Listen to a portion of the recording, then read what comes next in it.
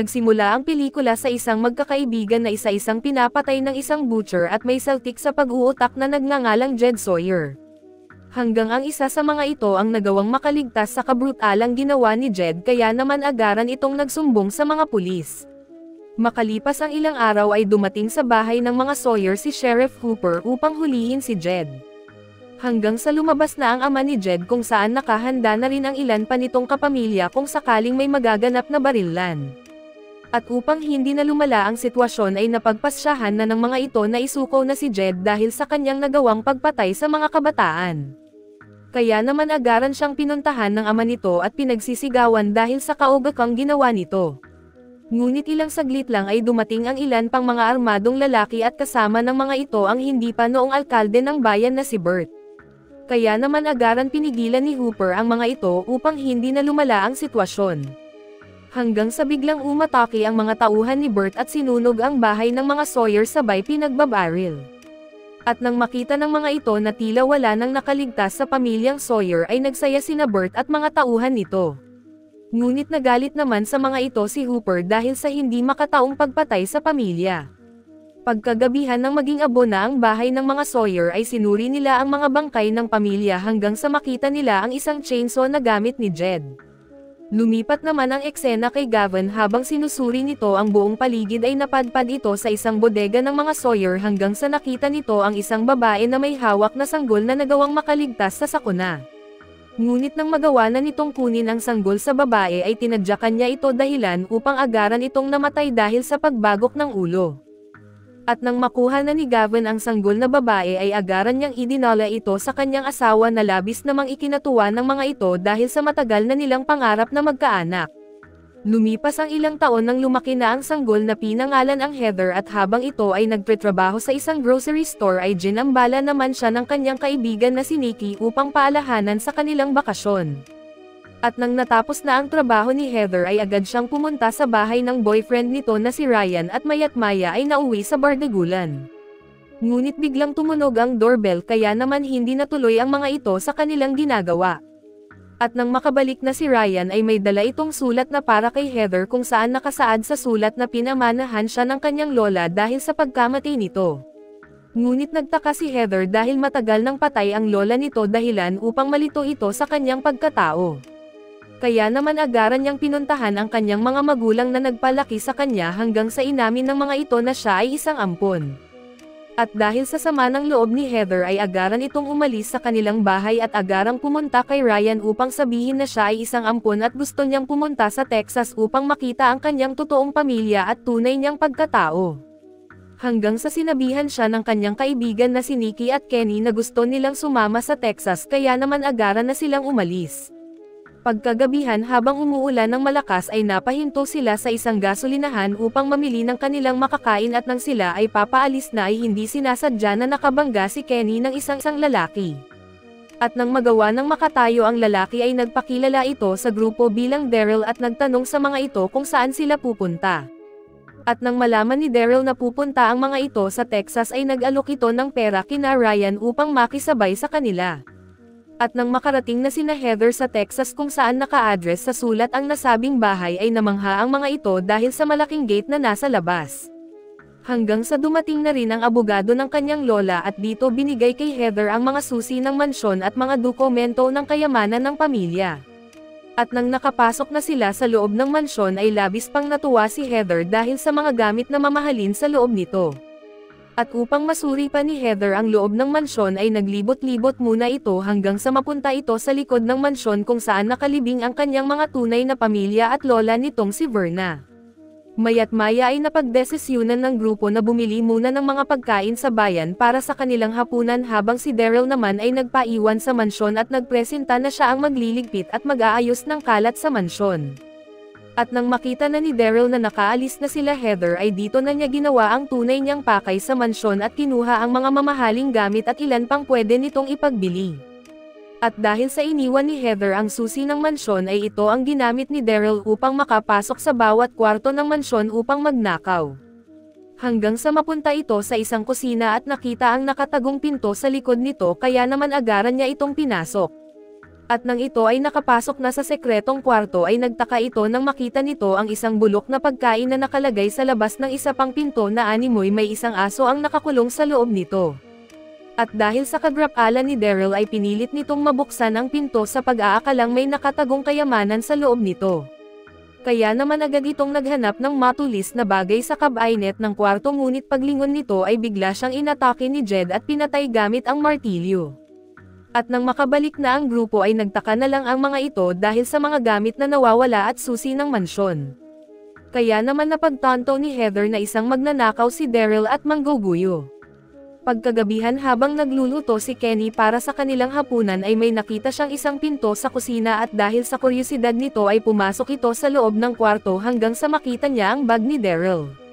At nang makita niya ito ay tinawag niya si Daryl ngunit hindi ito sumasagot hanggang sa biglang nagpakita sa kanya si Jed dahilan upang matakot ito at agarang tumakbo papalabas.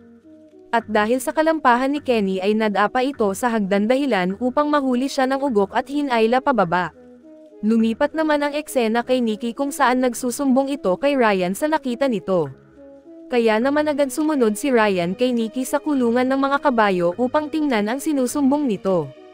Hanggang sa may isang tela ang nakita nito at nang binuksan niya ito ay isa lang pala itong alak kung saan patibong lang pala ito ni Nikki kay Ryan upang magpakabayo sa kanya. Habang si Heather naman ay napunta sa kwarto ng kanyang lola kung saan tinitingnan nito ang mga lumang gamit ng bahay hanggang sa makita nito sa salamin ang isang matandang babae na nakaupo at wala ng buhay.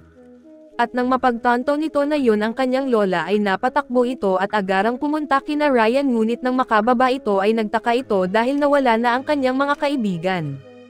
Hanggang sa mapunta ito sa kusina at nakita niya si Jed na hawak ang putol na kamay ni Kenny. Kaya naman sa takot nito ay agad itong tumakbo ngunit nahawakan siya ni Jed sa buhok at dahil sa pagpupumiglas nito ay aksidenteng nompag ang ulo nito sa lamesa at nawalan ng malay. Hanggang sa magising na lang ito sa isang kwarto kung saan naroon sila Kenny at Daryl. At lalo pa itong natakot nang makita niya na chinanso nito ang katawan ni Daryl at nang matapos na ito ay kinuha naman niya si Kenny at inilagay sa isang hook.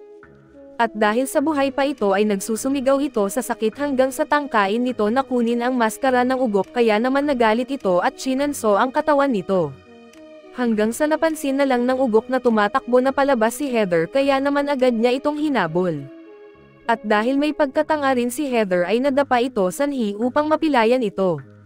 At nang makita niyang papalapit na si Jed ay agaran itong pumunta sa puntod ng kanyang mga ninuno at nagtago sa isang kabaong. Hanggang sa pinatay ni Jed ang kanyang chainsaw at dito narinig niya ang hagulhol ni Heather kaya naman agad niyang chinanso ang kabaong habang nasa loob si Heather. At nang natapos ng magkabayuan sina Ryan at Nikki ay lumabas ang mga ito upang tingnan ang ingay. Kaya naman tinawag nila si Jed ngunit nagulat na lang ang mga ito nang makita nilang tumatakbo ito patungo sa kanila at may hawak na chainsaw. At dahil sa takot ng dalawa ay agad pumasok ang dalawa sa loob ng kulungan at agad isinara ang pinto. Habang sinisira ni Jed ang pinto gamit ang kanyang chainsaw ay nakakita si Nikki ng isang baril kaya naman agad niya itong pinatamaan. Hanggang sa may isang sasakyan ang bumangga sa pintuan at dito nila nalaman na ito pala ay si Heather. Kaya naman agad nang sumakay ang dalawa at agarang nagmaneho papalabas. At nang makita nila ang isang bakal na gate ay pinahinto ni Heather si Ryan ngunit tila hindi ito nakinig dahilan upang banggain nila ito. At dahil sa tibay ng gate ay hindi nila agad ito nasira kaya naman napahinto sila ng ilang segundo. Habang papalapit naman si Jed sa kanila ay pilit pa rin nilang pinapaandar ang kanilang sasakyan hanggang sa umandar na ito at sakto namang nagbukas ang gate. Ngunit tila malupit talaga si Jed at nagawa pa rin itong ma-chainsaw ang gulong ng sasakyan nila Heather dahilan upang magsanhi ng aksidente sa tatlo. At nang makita ni Heather na patay na si Ryan ay natakot ito kaya naman agad niyang pinuntahan si Nikki upang patahimikin ito sa pag-iyak. Maya't maya ay hinatake na sila ni Jed at dito nahiwa ang binti ni Nikki at nang makalabas si Heather ay tinawag niya si Jed kaya naman naghabulan ang dalawa at napunta sa peryahan. Ngunit tila walang paki si Jed sa mga ito hanggang sa mapagtanto na ng ibang mga tao na gusto niyang patayin si Heather dahilan upang magkagulo sa lugar at magtakbuhan ang mga tao. At dahil hindi pa rin nilulubayan ni Jed si Heather ay umakyat ito sa isang Ferris wheel ngunit nang ito ay papaibaba na ay nakita niya si Jed na nag-aabang sa baba upang siya ay patayin. Ngunit dumating si Carl na isang pulis kaya naman nabaling ang atensyon niya rito at inihagis sa pulis ang chainsaw nito at sabay tumakbo. Nang may dala ni Carl si Heather sa police station ay dito sinabi nito na siya ay isang sawyer at ngayon pa lang ito nakapunta sa bahay ng kanyang lola. At dito sinabi rin niya na may isang lalaki ang nakatira sa lugar kung saan pinatay nito ang kanyang mga kaibigan. Kaya naman dito nalaman ni Hooper na buhay pa pala si Jed hanggang sa pinakita ni Carl ang isang kahon na naglalaman ng ebidensya patungkol sa nangyari sa kanyang pamilya. At nang dumating ang ngayong alkalde ng lugar na si Bert ay nag-utos ito ng isang polis na tingnan ang mansyon na pinangyarihan ng krimen.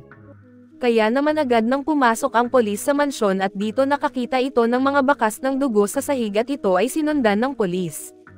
Hanggang sa mapunta ito sa isang kwarto kaya naman gamit ang video call ay pinakita ng polis kay Bert ang kalagayan ng mansyon hanggang sa makakita sila ng mga nagkalat na parte ng katawan ng tao sa sahig. At dahil sa takot ay napagbuntong hininga na lang ang polis hanggang sa makita nito ang isang refrigerator hanggang sa buksan niya ito at nagulat dahilan upang mabaril nito sa ulo si Nikki. Habang busy sina Hooper at Bert sa pakikipag-VC sa polis ay tiningnan ni Heather ang laman ng kahon at dito nabasa nito ang patungkol sa kanyang pamilya na minassacre nila Bert at mga tauhan nito kabilang na ang kanyang ina, hanggang sa makita rin niya ang mga larawan kung saan naroon rin ang kanyang kinikilalang ama na si Gavin. Lumipat ang eksena sa isang polis at nang ito ay papalabas na ay saktong nakasalubong niya si Jed kaya naman agad siya nitong pinatay na walang kalaban-laban. At nang lumabas na sina Bert at Hooper ay nakita nila na wala na si Heather at napag-alaman nila na nabasa nito ang tunay na nangyari sa kanyang pamilya. Habang nakipagkita naman si Heather sa abogado ng kanyang lola at dito tinanong nito ang tunay na nangyari sa kanyang pamilya at sinabi rin nito na may isang lalaki ang may hawak na chainsaw ang pumapatay ang nakatira sa mansyon ng kanyang lola. Kaya naman dito sinabihan siya ng abogado na dapat binasa niya ang sulat ng kanyang lola at dito inamin rin niya na ang lalaking pumapatay na nakatira sa kanilang mansyon ay pinsan niya na nagngangalang Jed. At siya rin ang dahilan kung bakit nauwi sa massacre ang kanyang pamilya. At dahil sa takot ni Bert na malantad ang kanyang ginawang krimen sa pamilyang Carson at Sawyer ay hinanap niya si Heather kaya naman agad siyang pinaalis ng abogado. At habang tumatakbo ito ay binangga naman siya ng kaibigan ni Bert, nang ito ay papalapit sa kanya sinaksak niya ito at nagawang makatakas. Hanggang sa makita niya si Carl at dito humingi ng tulong sa polis kaya naman dito na sinabi ni Heather ang tunay na pagkatao ng kanilang alkalde at siya ang salarin sa pagpatay ng kanyang pamilya. Kaya naman agad niyang pinasakay si Heather sa kanyang sasakyan ngunit nang makarating na sila sa bar ay hindi huminto ang polis dahilan upang maghinala na si Heather sa kanya. Hanggang sa tumawag si Bert kay Carl at dito malalaman na ama pala ni Carl ang alkalde. Kaya naman nagalit si Heather at pilit na lumalabas sa sasakyan. Hanggang sa kinaladkad ni Carl si Heather sa isang slaughter at tinanggalan ng bra at tinali. At mayat maya ay dumating na si Jed at dito pinagtatangkaan na nito si Heather na papatayin hanggang sa makita nito ang pilat malapit sa kanyang dibdib kaya naman nalaman ni Jed na si Heather ay ang kanyang pinsan. Kaya naman nang tinanggal ni Jed ang nakatape sa bibig ni Heather ay dito sinabi niya na pinsan siya nito. Kaya agad niyang tinanggal ang nakatali sa mga kamay nito hanggang sa dumating sina Bert at kaibigan nito at pinagpapalo nila si Jed hanggang sa manghina ito. Habang papatakas naman si Heather ay narinig niya ang sigaw ng kanyang pinsan kaya naman naawa ito at bumalik sa loob. Habang pinapahirapan ng dalawa si Jed ay tinali ng lalaki ang leeg ni Jed patungo sa galingan ng karne. At nang papaandarin na niya ito ay inatake naman siya ni Heather dahilan upang agaran itong mamatay. At bago pa man mahayla si Jed ay inihagis ni Heather sa kanya ang chainsaw kaya naman agaran niya itong pinaandar. Kaya naman nang makita ito ni Bert ay agaran siyang nakipaglaban kay Jed hanggang sa nagawa ni Jed maputol ang dalawang paa ng alkalde kaya naman inilipat ni Jed sa kanya ang kadena na itinali sa kanya ng lalaki. Habang dumating naman si Hooper sa pinangyarihan at naririnig nito na humihingi ng tulong sa kanya si Bert ngunit sinigawan naman siya ni Heather na huwag barilin ang kanyang pinsan na si Jed. At nang papalapit na sa galingan si Bert ay nagmamakaawa ito kay Hooper na patayin na si Jed ngunit tiningnan lang siya nito. Hanggang sa pinutol ni Jed ang mga kamay nito kaya naman agad siyang naging karne norte. At nang nakauwi na sina Jed at Heather sa mansyon ay dito na niya binasa ang sulat ng kanyang lola at dito niya nalaman na si Jed na lang ang natitirang kadugo sa kanilang pamilya. Habang si Jed naman ay bumalik na sa kanyang silid at agarang isinara ang pinto.